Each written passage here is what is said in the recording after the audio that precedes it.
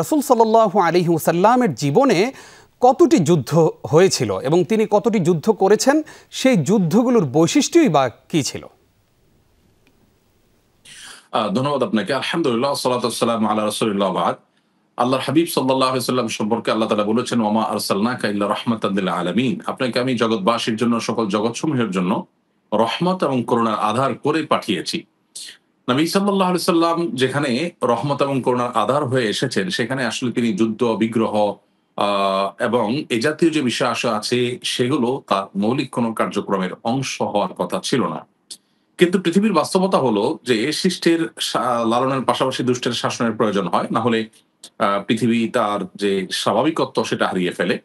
ঠিক সেই প্রয়োজনে নবী করিম সাল্লাল্লাহু আলাইহি ওয়াসাল্লামকেও বিভিন্ন যুদ্ধ এবং সংগ্রামের মধ্য দিয়ে তার জীবনটা পার করতে হয়েছে। নবী সাল্লাল্লাহু আলাইহি ওয়াসাল্লামের জীবনে যুদ্ধ সীমিত সংখ্যক হলেও সংগ্রামটা তার জীবনের শুরু থেকে শেষ পর্যন্তই ছিল। বিশেষ করে মক্কার যে জীবনটা ছিল, তার বয়স যখন ৫৩ বছর ছিল, ৫৩ বছর পর্যন্ত এই পুরো সময়টা তার সংগ্রামের মধ্য দিয়ে গেছে।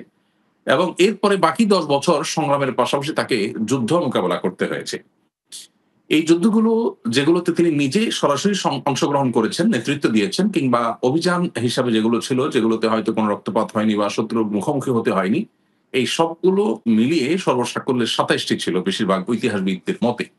এই ২৭ টি যুদ্ধ বা অভিযানে নবী সাল্লাল্লাহু আলাইহি ওয়াসাল্লাম সরাসরি নেতৃত্ব দিয়েছেন, অংশগ্রহণ করেছেন।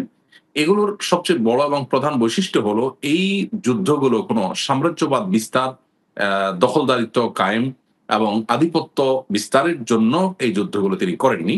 তার সবগুলো যুদ্ধই ছিল মূলত হয় কোনো আক্রমণকে প্রতিহত করে আত্মরক্ষামূলক যুদ্ধ, অথবা আ কোনো জুলুম, কোনো নিপীড়ন হাত থেকে মানুষকে রক্ষা করা, কোনো ষড়যন্ত্রের মোকাবেলা করা। এজন্য অভিযান পরিচালনা তিনি করেছেন।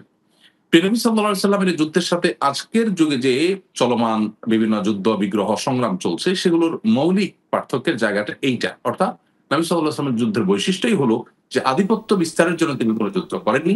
তিনি যা করেছেন সেটি হলো ন্যায় কায়েম, ইনসাফ কায়েম করার জন্য।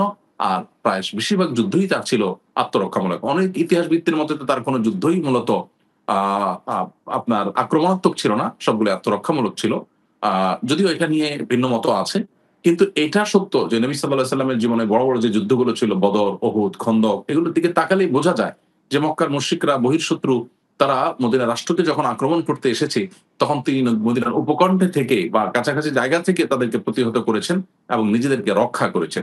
অতএব নবী করিম সাল্লাল্লাহু আলাইহি ওয়াসাল্লামের এই যুদ্ধগুলোতে মানবিকতার দিকগুলো যেমন ছিল, তেমনি ভাবে এগুলো কোনো আধিপত্য বিস্তারের যুদ্ধ ছিল না।